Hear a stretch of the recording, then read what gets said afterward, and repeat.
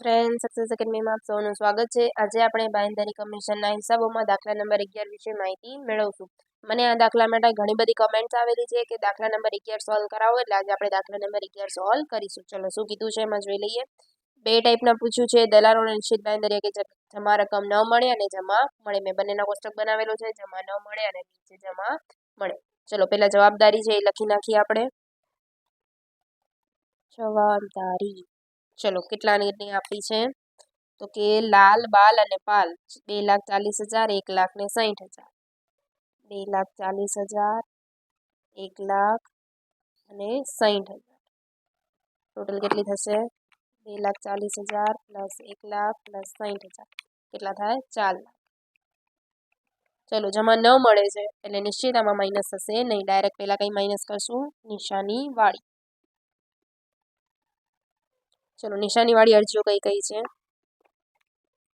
જોઈએ તો કે ઉપરાંત નિશ્ચિત બાંયધરી આપી છે, કુલ 3 લાખ અરજીઓ મળી જેમાં નિશ્ચિત બાંયધરી શેરનો સમાવેશ થાય છે। તે પૈકી નિશાની વાળી અરજીઓ કેટલી છે? 40,000, આની છે 80,000, આની છે 20,000। 80,000, 40, 80 ને 20। ચલો માઇનસ કરી નાખીએ। ટોટલ કેટલી થશે? 40 પ્લસ 80 પ્લસ 20 કેટલી થાય? 1,40,000। ચલો 2,40,000 માંથી 40,000 જાય એટલે કેટલા આવે? 2 લાખ। 1 લાખ માંથી 80,000 જાય તો 20,000 અને 60,000 માંથી 20,000 જાય તો 40,000। 4 લાખ માઇનસ 1,40,000 એટલે કેટલી મળશે? 2,60,000। ક્લિયર? હવે નિશ્ચિત છે જમા ન મળે એવું કીધું છે એટલે ડાયરેક્ટ જ હવે નિશ્ચિત તો માઇનસ થશે ને, ડાયરેક્ટ કઈ કરશું? નિશાની વગરની। હવે નિશાની વગરની છે કેટલી ખબર પડશે તો કેટલી છે તમારા પાસે? 3 લાખ છે અરજીઓ, એમાંથી માઇનસ કરી નાખો કેટલી આવે છે? 1,40,000 એટલે કેટલી આવશે? 1,60,000 એ તમારી શું મળી જશે? જમા નિશાની વગરની 1,60,000। ચલો એને કયા પ્રમાણમાં વેચશું તો કે 24/10/6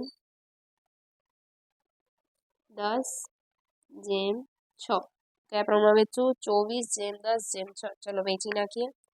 ભાગ્યા 24 ને 6 એટલે 30 ને 10 એટલે 40 ભાગ્યા 40 ગુણ્યા 24 બરાબર એટલે કેટલા આવશે? 96,000। 10 બરાબર એટલે 40,000 ને 6 બરાબર એટલે 24,000। ચલો માઇનસ કરી નાખીએ તો 2 લાખ માઇનસ 96,000 એટલે કેટલા આવશે? 1,04,000 પછી 20,000 માઇનસ 40,000 એટલે માઇનસમાં 20,000 અને 40,000 માઇનસ 24,000 એટલે 16,000। 2,60,000 માઇનસ 1,60,000 એટલે કેટલું આવશે? 1 લાખ। કેમ કે 60 માંથી 60 જાય એટલે 2 માંથી 1 જાય એટલે આટલા આવશે। ક્લિયર? હવે આ માઇનસમાં છે તો આને શું કરી નાખશું?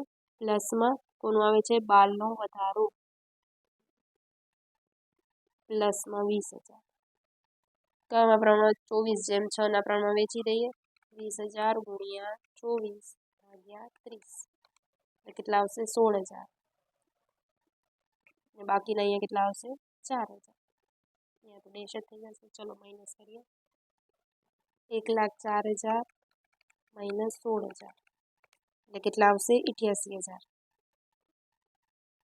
ત્યારબાદ 20,000 20,000 એટલે શૂન્ય થઈ જશે। 16,000 માઇનસ 4,000 એટલે કેટલા આવશે? 12,000 ને અહીંયા તો પ્લસ 88,000 કરીને ચેક કરી લો 1 લાખ જ આવશે। ઓકે, ત્યારબાદ પ્લસ શું થાય છે લાસ્ટમાં? નિશ્ચિત બાંયધરી। નિશ્ચિત બાંયધરી કેટલાની છે? નિશ્ચિત બાંયધરી ચેક કરીએ 32,000 ત્યારબાદ 12,000 અને ત્યારબાદ 40,000 88,000 માં પ્લસ 32,000 કરી નાખીએ એટલે 1,20,000 ત્યારબાદ આની 12,000 અને આની 40,000 પ્લસ 12,000 એટલે 52,000 હવે ક્યારે માઇનસ કરવું ક્યારે માઇનસ ન કરવું જો એમાં કન્ફ્યુઝન હોય તો લાસ્ટ સુધી વિડીયો જોજો. આપણે એની શોર્ટકટ ટ્રીક એક કાઢેલી છે, એના મુજબ આપણે કરી નાખું તો એકદમ દાખલો આપણો સહેલો થઈ જશે. બધા જ તમને કોન્સેપ્ટ જેટલા પણ તમારા ડાઉટ્સ છે બધા ક્લિયર થઈ જશે. તમને કન્ફ્યુઝન એ છે કે અહીંયા નિશાની વગરમાં ક્યારે પ્લસ કરવું અને ક્યારે પ્લસ ના કરવું. આપણે લાસ્ટમાં જોઈએ કે ક્યારે એ વસ્તુ આવે છે. ચલો, જવાબદારી કેટલાની આપેલી છે? 2,40,000, 1,60,000, ટોટલ 4 લાખ. ત્યારબાદ માઇનસ નિશાનીવાળી 40,000, 80,000 અને 20,000, ટોટલ 1,40,000. માઇનસ કરી દઈએ એટલે 2 લાખ, ત્યારબાદ 20,000 અને ત્યારબાદ 40,000, ટોટલ 2,60,000. હવે માઇનસ શું થઈ જશે અહીંયા? નિશ્ચિત. શું માઇનસ જાય? નિશ્ચિત બાંહેધરી. કેટલી આપેલી છે નિશ્ચિત બાંહેધરી? 32,000, 12,000 અને 40,000, ટોટલ 84,000. ચલો માઇનસ કરી નાખીએ તો કે 2 લાખ માઇનસ 32,000 એટલે કેટલા આવશે? 1,68,000.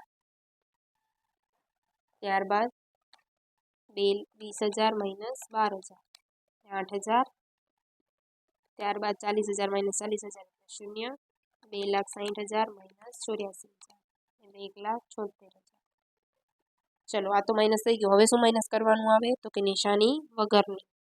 માઇનસ નિશાની વગરની. નિશાની વગરની ટોટલ ઓલ ઓવર આપણા પાસે કેટલી છે? 3 લાખ. 3 લાખ માઇનસ કરી 1,40,000 અને માઇનસ થશે આમાં 84,000 કેમ કે નિશ્ચિત છે એટલે તો આમાં 76,000. મેઇન કન્ફ્યુઝન અહીંયા છે તમને કે અહીંયાથી ક્યારે આ લેવી અને ક્યારે ન લેવી, જે આપણે લાસ્ટમાં ચેક કરી લઈએ. ચાલો 76,000ની 24/10/6 પ્રમાણે વહેંચણી કરીએ. ભાગ્યા 40 ગુણ્યા 24 બરાબર 45,600, 10 બરાબર 19,000 અને 6 બરાબર 11,400. ચલો માઇનસ કરી નાખીએ. 1,76,000 માઇનસ 76,000 એટલે 1 લાખ. અહીંયા માઇનસમાં આવશે 11,400.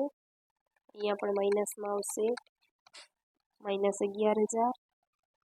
અહીંયા 1,68,000 માઇનસ 45,600 એટલે 1,22,400.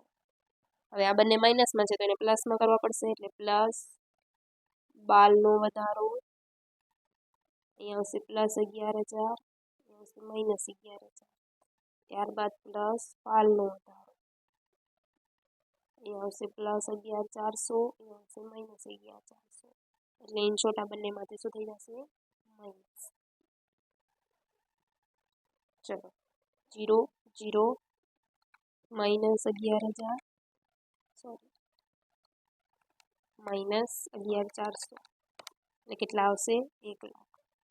ચલો આમાં પ્લસ કરી નાખીએ. નિશ્ચિત નિશ્ચિત બાંહેધરી કેટલી છે આપણી? 32,000, 12,000 અને 40,000, ટોટલ 84,000. ચલો કરી નાખીએ પ્લસ. અહીંયા આવશે 1,32,000, અહીંયા આવશે માત્ર 12,000 અને અહીંયા આવશે 40,000, ટોટલ 1,84,000. ક્લિયર? આ દાખલો તમારો થાય છે કમ્પ્લીટ. મેઇન વસ્તુ છે ક્યારે મળે અને ક્યારે ના મળે એના વિશે કન્ફ્યુઝન છે. ચલો જોઈ લઈએ. કોષ્ટક તો તમને આવડે જ છે તો પણ એક વખત સમજાવી દઉં છું પાછું. જ્યારે જમા ન મળે. શું કીધું છે? જમા ન મળે તો પહેલાં તો આવે તમારી જવાબદારી, એમાંથી માઇનસ થાય નિશાનીવાળી. ક્લિયર? ત્યારબાદ માઇનસ થાય નિશાની વગર. ત્યારબાદ જો તમારો પ્લસ માઇનસમાં થતો હોય, વધારો કોઈનો આવતો હોય તો પ્લસ કરી નાખવાનો. વધારો જેનો પણ માઇનસમાં જવાબ આવે એને પ્લસમાં કન્વર્ટ કરવાનું અને પ્લસ થાય તમારી નિશ્ચિત બાંહેધરી.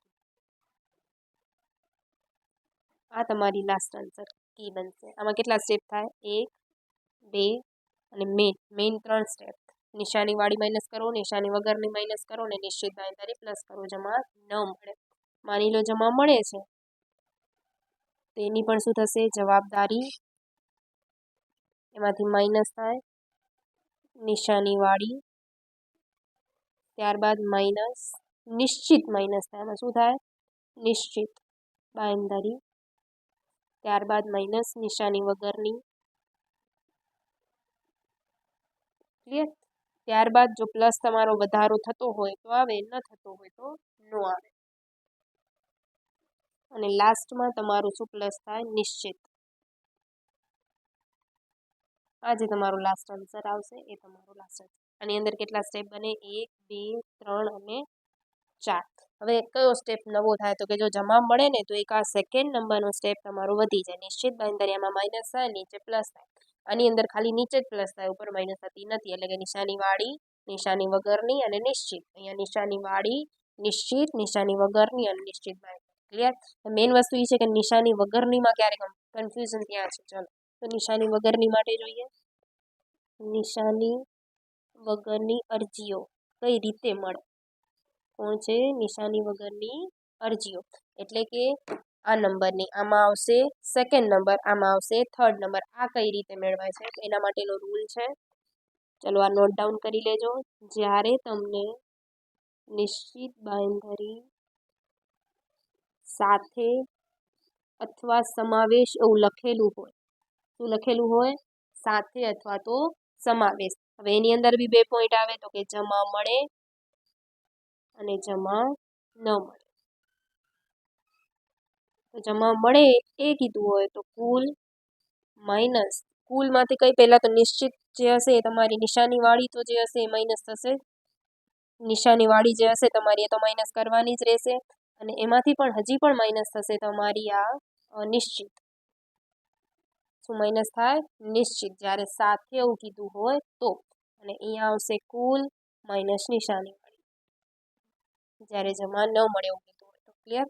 ત્યારબાદ બીજો ટોપિક આવે છે જ્યારે નિશ્ચિત બાંયધરી સિવાય કીધું હોય. શું કીધું હોય? સિવાય. સિવાય નામનો વર્ડ આવે, આમાં સાથે નામનો વર્ડ આવે. આ બેમાં ફરક છે, ધ્યાન રાખજો. એમાં પણ 2 ટોપિક આવે, જમા મળે અને જમા ન મળે. ચલો જો મળે કીધું હોય તો કુલમાંથી ખાલી આપણે નિશાની વાળી જ માઇનસ કરવાની છે.